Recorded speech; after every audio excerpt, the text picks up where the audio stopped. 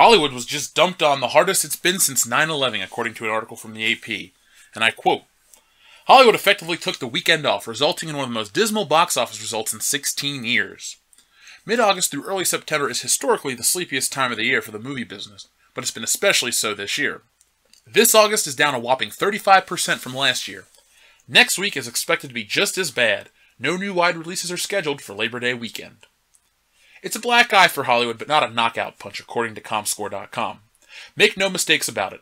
There was little foot traffic in theaters this weekend, but the storyline will change in 2 weeks when it opens. So with little action, Warner Brothers put one of the summer's biggest hits, Wonder Woman, back in theaters ahead of its home release. It added $1.7 million, or about 3 times the 3D restoration of James Cameron's Terminator 2 Judgment Day made in 563 theaters. Cameron was much criticized last week for the comments he made about the feminist credentials of Wonder Woman. So I did go see Terminator this weekend, with a whopping 6 people in the theater, and it's weird to see a movie theater this dead. I'm talking, I went on a Saturday afternoon at 3 o'clock when normally there's kids running around going to see the Emoji Movie or whatever the newest piece of shit is out, but there was no one there. It was essentially a ghost town, which was nice if you want a nice, quiet theater-going experience, but I go to the theater to see movies with a lot of people. It makes a comedy funnier, it makes a horror movie scarier, it makes an action movie just that much better. I think it really boils down to is that this year in general was just a crappy year for entertainment. Now, I know a lot of people, from comments I've read, are stating that it's liberal Hollywood that's really driving people off. That could be the case, or it could just be the fact that there's shit movies coming out. I mean, we're living in remake and sequel territory land. Everything's pretty much an adaptation. Hell, I went to pay to see a 25-year-old flick in theaters, so that just goes to show you how sad the state of entertainment truly is. So personally, I feel that the last great year in entertainment was 2012.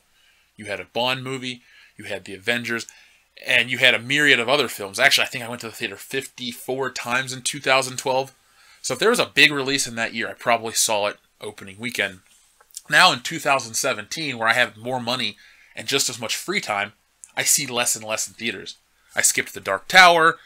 I missed out on Logan Lucky. There's just a lot of things I happen to miss because the excitement to go to the theater just isn't there. Actually, my excitement to consume anything pop culture related is completely dwindled down to barely anything. And it's not that I've become too cynical to enjoy things, it's just I laugh and I cry at the same time because movies are something I just love. You know, I have movie posters on my wall, I have a podcast where we talk about movies and entertainment, I got bookshelves full of Blu-rays, DVDs, books on film. It's bizarre. And I only think it's going to get worse because next year, 2018, is the year where we essentially have a giant blockbuster coming out every weekend.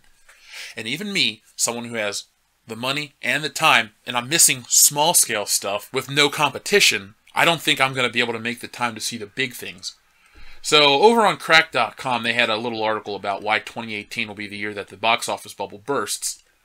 And they have a list of some of the big blockbusters they have coming out that year, and I'm going to read you a few. So, you have Avengers Infinity War, Ready Player One, Pacific Rim 2, Aquaman, Toy Story 4, Deadpool 2, Black Panther, The Flash, How to Train Your Dragon, Ant-Man and the Wasp, Jurassic World 2, The Predator, 50 Shades Freed, Jungle Book Origins, Mary Poppins Returns, Tomb Raider, Alita Battle Angel, I don't know what that is, Fantastic Beasts and Where to Find Them 2, The Secret Lives of Pets 2, the animated Spider-Man film, Hotel Transylvania 3, The Wolfman, again? Wreck-It Ralph 2, the Star Wars Han Solo spinoff, Transformers Bumblebee spinoff, Maze Runner The Death Cure, How the Grinch Stole Christmas. So as you can see right there, those are all huge things. Now if we look closer at the list, Avengers is a sequel. Ready Player One's an adaptation. Pacific Rim 2 is a sequel. Aquaman's an adaptation. Toy Story 4 is a sequel. Deadpool 2 is a sequel. Black Panther, The Flash, How to Train Your Dragon, sequels and adaptations. The point is, there's just so much to see. And I think when there's too many options for people, they just don't see anything. So, it'll be interesting where we are next year with this. I think it's going to be, again, another landmark year. Not in terms of profits, but in terms of losses. Now you have to ask yourself, do you truly want this? I mean, I think everyone has a little bit of that schadenfreude where we'd like to see the mighty fall, you know, these multi-million-dollar actors that, you know, spout off all these stupid political ideologies and beliefs and talk down to customers and consumers, finally, you know, eat shit. I think a lot of people would like to see this, and I would too in a way. I'd like to see Jennifer Lawrence and Meryl Streep and some of these people just, like, be smacked with reality that they're not untouchable. But at the same time, I don't want that, because I do love heading down to my local theater, and I love going to get some popcorn and just sitting down for 2 hours and watching a movie, coming home, talking about it with you people.